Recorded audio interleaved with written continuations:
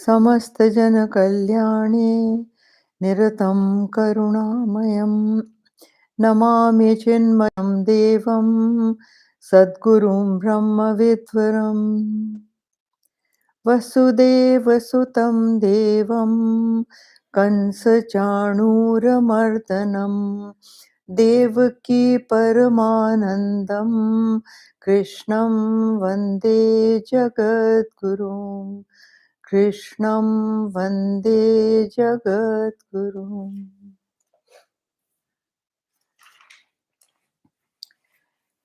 Okay, now Hari Om, everybody. Today we are starting a chapter 11. Now this chapter 11 is the cosmic form of the Lord. It is the description of the cosmic form of the Lord.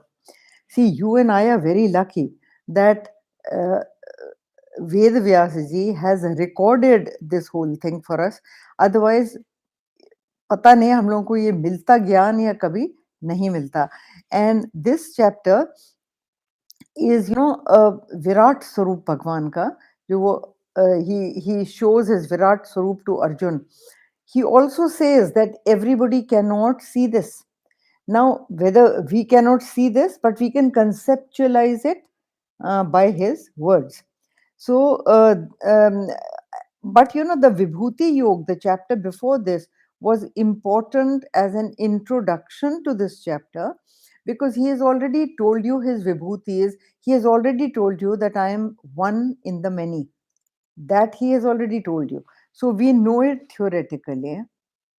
But as Gurudev used to say to us also, that no scientific knowledge is considered as true by the student or the researchers of science unless they do a practical, isn't it? So here in this chapter, there is a practical demonstration of what he talks in chapter 10.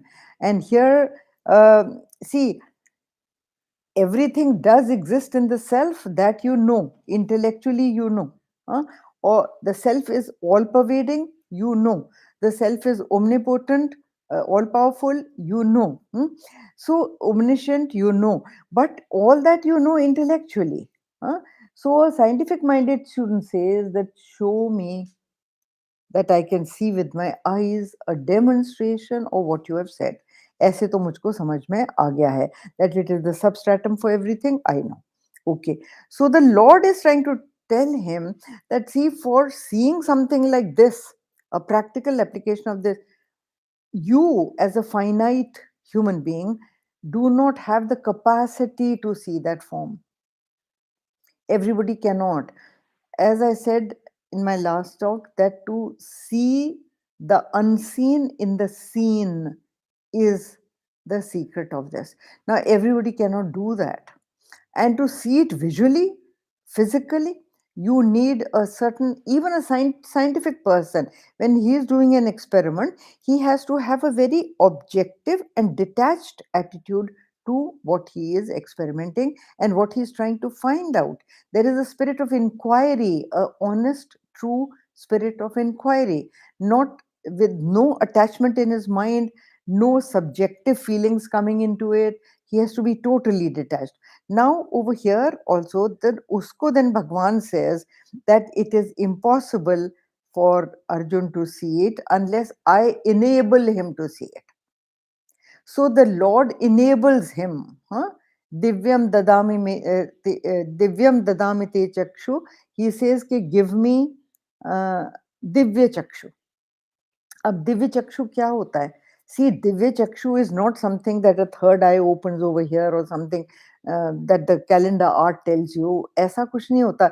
Divya chakshu only means that the sharpness and sensitivity of perception. That is divya chakshu. Everybody doesn't have it, cannot have it. So here he shows him that kind of a thing. To see the reality. Now, Arjun has developed quite a bit of detachment, but not that much that he can see something like this. He feels the oneness, he understands the oneness intellectually, but there has to be a practical application of the same, as I said. The one and only reality. Now, this chapter is called the cosmic form of the Lord. So, the cosmic Purusha, like Purusha Suktam mein, Purusha Suktam says the cosmic man, you know, Om Sahasra Shirsha Purusha, Sahasraksha Sahasrapad, you all know it. So the Purusha Suktam gives a poetic description, but a very analytical description of the cosmic form. Same thing. But here Arjun wants to see it. He wants to see it with his own eyes. Unless otherwise he will not believe it. Abhi dekho, Gurudev gave the example that everything, all the plurality that you see is one and the same thing, but you do not see it as one and the same thing, right? You see it as separate things. And Gurudev gives the example of the body, or let us say the arm. He gives the example of the arm. From your shoulder right up to your wrist, it is one body. ठीक है, अभी इसमें कई चीजें हैं. There is blood flowing, there are separate veins, there is flesh, there is skin. So all that is there. A lot of more things must be there in the arm, but it is one homogeneous mass kept together, and there is no space in between. ठीक है ना? Now, since there is no space in between, you see it as one. But the moment you come to the fingers, there is space in all the fingers. है ना? So what do you see? You see them as five. You see them as a thumb, a forefinger, little finger, ring finger, this, that, whatever. Now then the thing is कि till it is one, you see it as one, you cannot visualize something which is everywhere. Another example Gurudev used to give us of plasticine. You know, वो बच्चे खेलते हैं ना, क्या कहते हैं उसको आजकल, play doh, what they call it. So something like that. Now, उससे you make a bird, you make a man sitting on a cycle, you make this, you make that, वो सब आप बनाते हैं. But when children make it all, they look separate, kept separately. Once the child says, okay, now let's make something else with the same plasticine, he takes it all, mixes it all up into one. Now that becomes a lump with no spaces in anything. You can probably see parts of the bird and the tree and the this and that in it, but it is all one. Now the same plasticine was in all the forms, and the same plasticine is seen as one. Okay, now Arjun has understood it intellectually, but he wants to see it as one. And for that, all spaces need to be blotted out. If you blot out all the space from the picture, the whole picture is a cohesive one. It becomes a one entity, and that is what is important for his understanding. And Arjuna, again, you know, this chapter also begins with his question. Come to the first verse.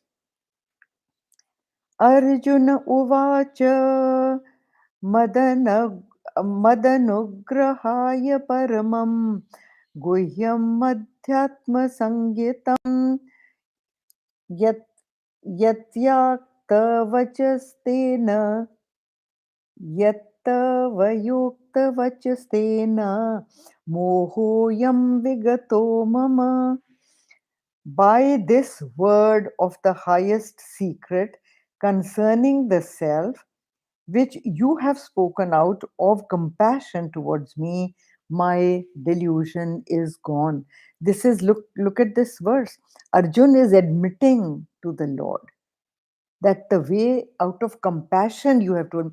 You remember the verse where Krishna says that out of compassion for my student, I am giving out this knowledge. You remember that verse? Now, in that, Arjun is using the same word, anugraha. He says, Mad anugraha. That means out of compassion for me, you have told me this great secret, he says, this highest secret, and I have understood it very well. And my delusion is gone. Intellectually, his delusion is gone. haven't you heard so many students of Vedant saying, हमको समझ में तो आ गया है, लेकिन you can't visualize it. I can't visualize it. I can't understand it. When I see everything different. I see you and me. I hate you. I love you. I revere you. But you is you and me is me.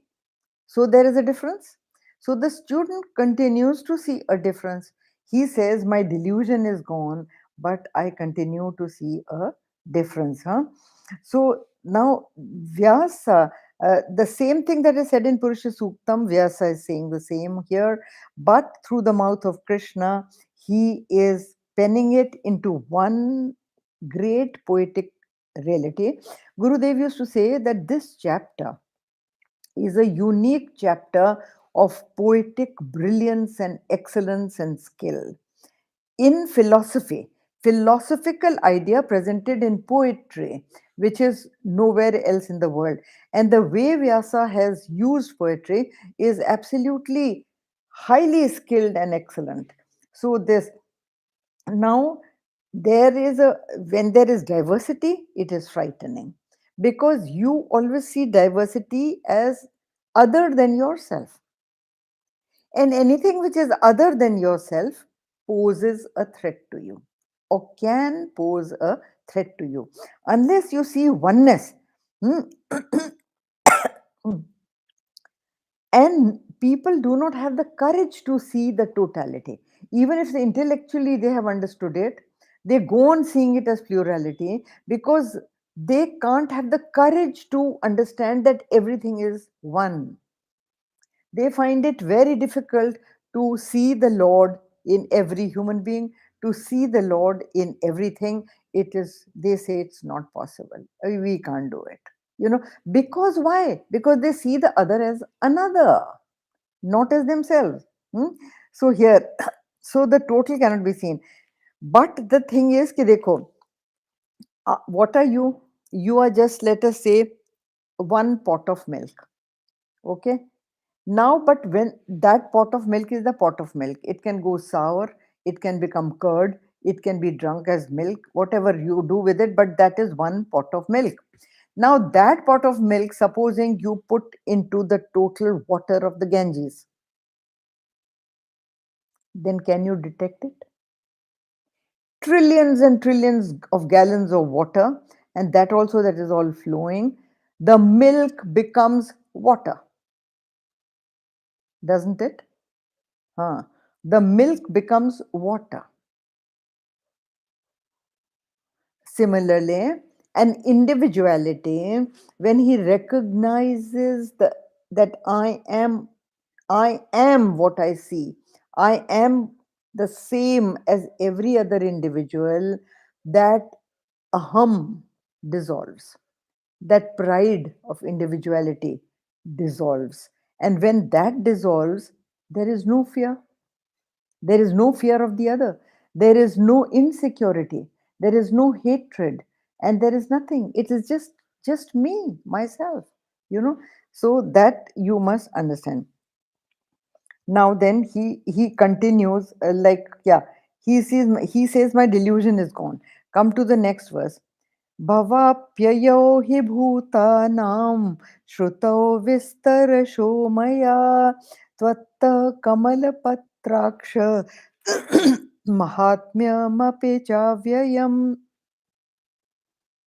The origin and destruction of beings verily have been heard by me in detail from you.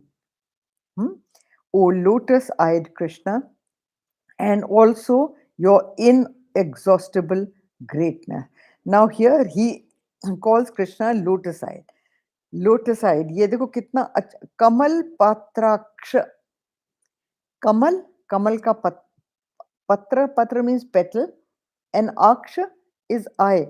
So Sanskrit is a beautiful language, and when used in poetry, look at this sandhi, kamal patraksha. So he says that the origin I have heard from you, the destruction of beings I have heard from you, and verily have been heard by me in detail from you. That he has done in chapter 10. He said that I am death, I am myself death, I am myself the creator, I am myself the destroyer, I am myself the sustainer. All that intellectually has told him. He calls him O lotus-eyed Krishna. Here he is referring to the beauty of Krishna, but also he is also hinting at the fact that I have understood. Understanding is the faculty of the intellect and the mind. But he, as I say, and I'm repeating, he wants a practical, tangible demonstration of the same thing.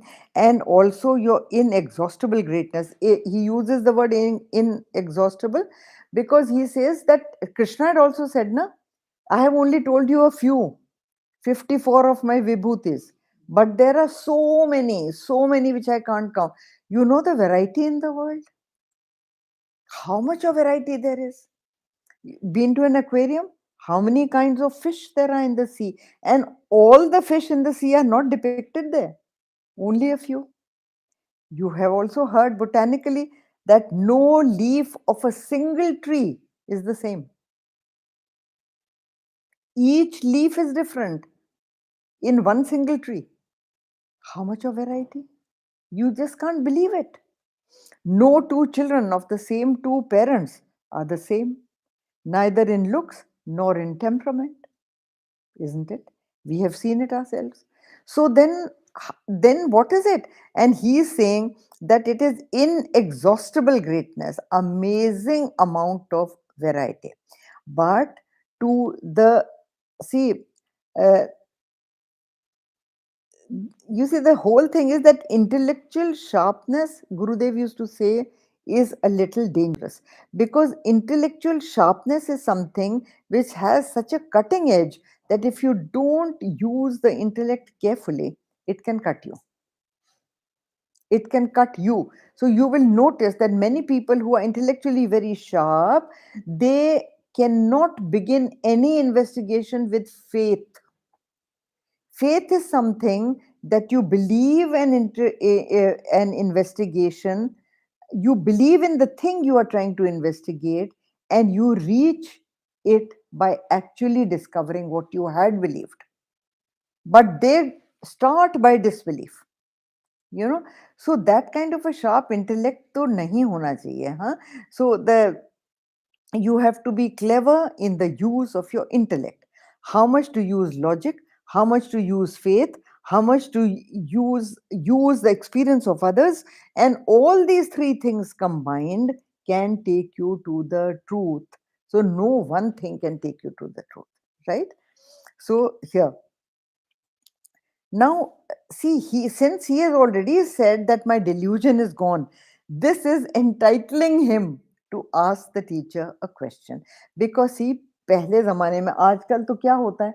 Even on internet they ask questions, on WhatsApp they ask questions. Students, on WhatsApp they ask questions, on email they ask questions. अरे भाई, you know, you do not have the right to ask a question to a teacher.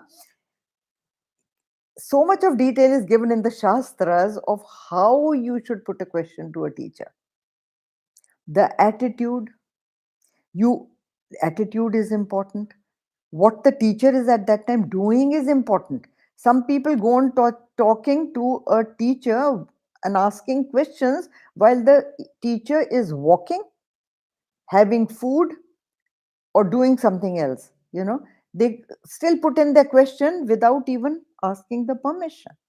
That is not allowed in the Shastras. Nishedh hai. And then some students mind the fact that if you stop them, that Swamiji khana kha rahe hain, please leave him just now, don't talk to him now, they mind it. I mean, you yourself are misbehaving. Understand, but they don't understand that. So previously the Mahatmas never used to speak while eating. They used to be in maunam. आजकल वो बेचारे आपके सवाल का जवाब तो देते हैं, even while eating. So then be careful. Now over here, see, now he has already, first the student has to say, sir, I have understood what you are saying, which Arjun has already said. He said that my delusion is gone. And therefore, he wants to ask again. And he calls him Kamalapatraksha, complimenting him. And he says that I have heard in detail from you, and I know your inexhaustible greatness. Huh? And also, but yet I want to see the practicality of the whole thing. And जैसे science lab में practically आप देखते हैं कि that is something, and it has to be accepted by a student, and it will be accepted when it is practically demonstrated. Third verse. एवम् एतद्यथाथा त्वम् आत्मानं परमेश्वर द्रष्टुम् इच्छामि ते रूपम् ऐश्वरं पुरुषोत्तम. Now, O Supreme Lord, as you have thus described yourself, I wish to see actually your form divine, O Purushottama. Now look what he says. He calls him Supreme Lord. Parmeshwara to कह रहे हैं उनको, but he is almost kind of dictating to the teacher his desire because he was an army man. So brusque language over here, and he says that Supreme, O Supreme Lord, as you have thus described yourself, I wish to see actually.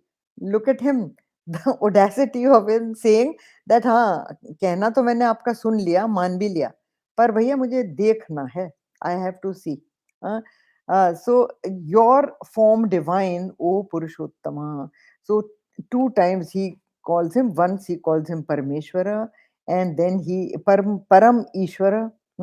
And here he says Rupameshwaram.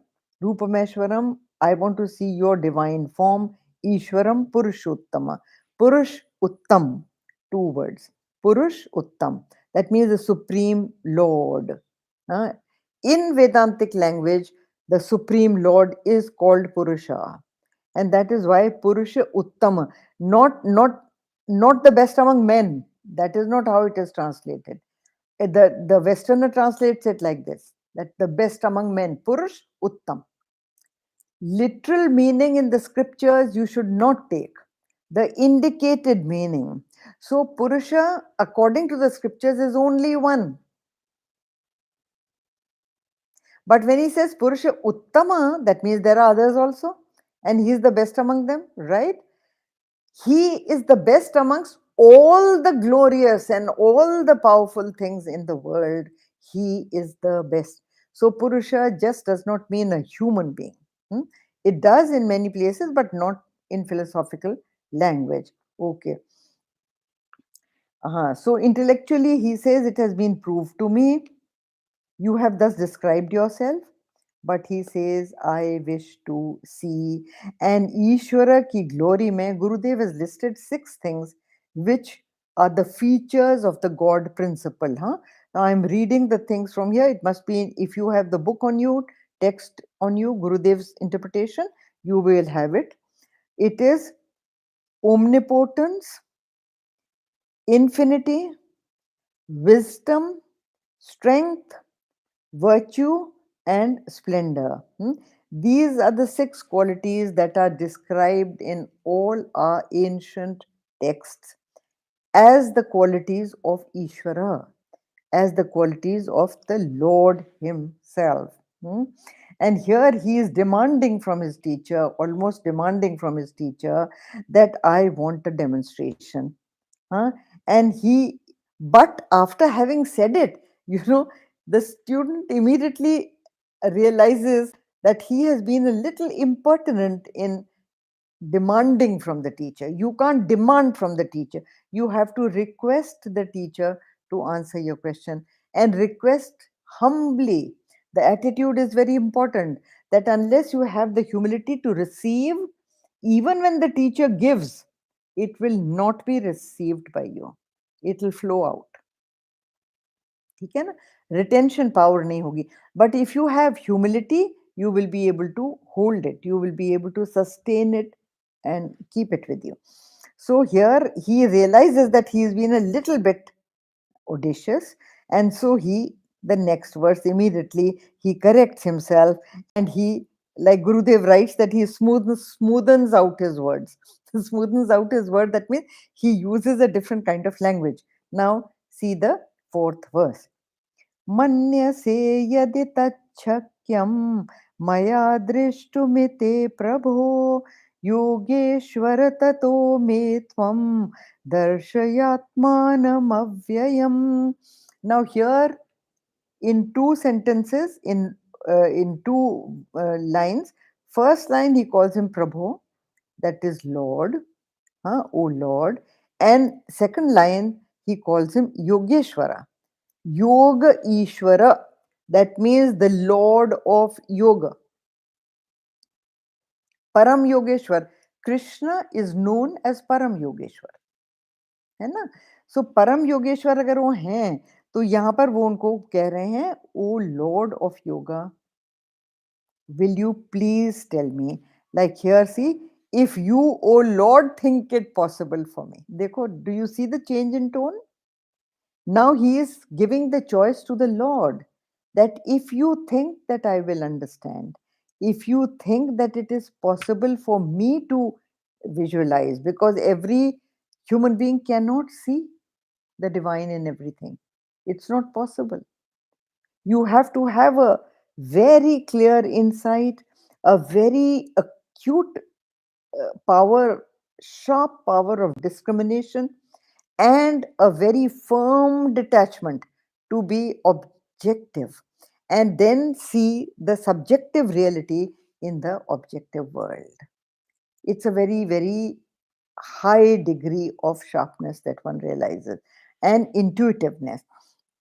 Now here he is decently humble, because he says, if you Lord, dekho, condition, if, the word if is a conditional word, yadi tachakyam maya drishtumiti prabhu. He says, oh Lord, if you think I will understand, then please show me. If you think. So the choice, first he was demanding, now he is given the choice to the teacher, and he is trying to say that, oh Lord, if you think that it is possible, please. So the on second thoughts, he softens his language. Gurudev writes he smoothens his language. I say that he humbly puts it, and also that he gives the choice to the teacher, also to the judging power of the teacher. You know, he's appealing to the judging power of the teacher, that do you think I am capable of seeing that? Do you think I'm capable of seeing that demo by you? And if you think the student is capable, then you show it to me. देखो एक बात है बहुत बड़ी. The student demands from the teacher all kinds of things. Show me this, tell me that, show me this, tell me that, solve this problem for me, clarify this from me. But the teacher answers according to the student who is asking. I've seen this in Gurudev. Amazing था बिल्कुल. जिस लायक था, वो उसको उसी तरह का answer देते थे. It is real. And he used to tell that person only that kind of sadhana that that person was capable of doing. और हर किसी को वो सेम चीज नहीं कहते थे. Everyone a different thing. Somebody he used to tell them to do japa. Some people he used to tell them that do 10 malas in the morning, 10 in the evening. किसी को कहते थे do one mala in the morning, one in the evening. किसी को कहते थे that you only go for meditation. किसी को कहते थे you are very intelligent. Gurudev's compliment था. He used to say you are very intelligent. This thing is not for you. You do this. ऐसे करके बोलते थे. Imagine. Huh? And then there were some people, there was a lady who went with me to Sidhbari. No, sorry, didn't go with me to Sidhbari. Later she went, but shuru mein she used to tell Gurudev that, Gurudev, you never asked me to come to Sidhbari. So he said, he was quiet for some time. Then he said, Amma, you stay in your home, look after your children, And while cooking, you cook food for them, and while cooking, when you are turning the ladle in the dish, keep doing your mantra. And also think that when you are cooking for the Lord. Do this sadhana first. Now, why? Now, I was sitting there and I just thought that why has he told her this? He could have easily said, oh, yes, yes, come to Sidhbari. He didn't say. He didn't say. And to some, he used to say, come to Sid. I have a letter which says, come to Sidhbari in May with the children and don't interpret May as May. Meaning, you may come or you may not come. Not like that. Look at his words. He said, and don't interpret May, that was the month of May when the camp was held, to May. And May he put in single inverted, meaning to say that you have no choice. Just have to come and have to come with the children. So, why he used to do that, the teacher knows. The teacher knows which student is capable of what.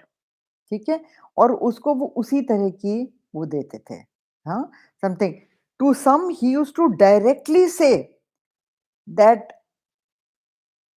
Ask your parents permission and come straight for the Vedantic course. He never told me to come for the Vedantic course. Why? I may not be capable, or my situation in life might be such that didn't permit. So he would not tell me to do it. So Gurudev was so ये एक बहुत बड़ी बात है कि Arjun now has given the choice to the Lord that if you think that I am capable, I am capable of seeing it, only then show it to me. That is what he says, and he calls him, "O Lord, Prabhu." जब आप किसी को Lord कह रहे हैं, so then you are accepting his invincibility. You are accepting his power. You are accepting his all powerful, all knowing capacity. So he calls him the Lord, and in the next line, he calls him the Lord of Yoga also. So, and by saying Lord of Yoga, he means that you are capable of fulfilling my request. Only you can show me what I would like to see. So, Arjuna wants to be benefited by this demonstration so that the knowledge is firmly established in his mind. For knowledge to get firmly established in your mind, you either require to see something practically or and so that you can translate it into your life practically. And once it is gone into you and you have digested the knowledge, then it is yours. Then the knowledge is all yours. And so Arjun is asking. Now, this humble request here, Gurudev writes, earnest student. It never falls on deaf ears. That means the teacher is obliged to answer. The teacher has to answer if the question is asked in this manner. And next time we will start with verse 5. Shri Bhagavan Ovachan, the Lord answers. Om Purnamada Purnamidam Purnat Purnamudachyate Purnasya Purnamadaya Purnameva Vashishyate. Om Shanti Shanti Shanti Hari Om Shri Gurubhyo Namaha Hari Om.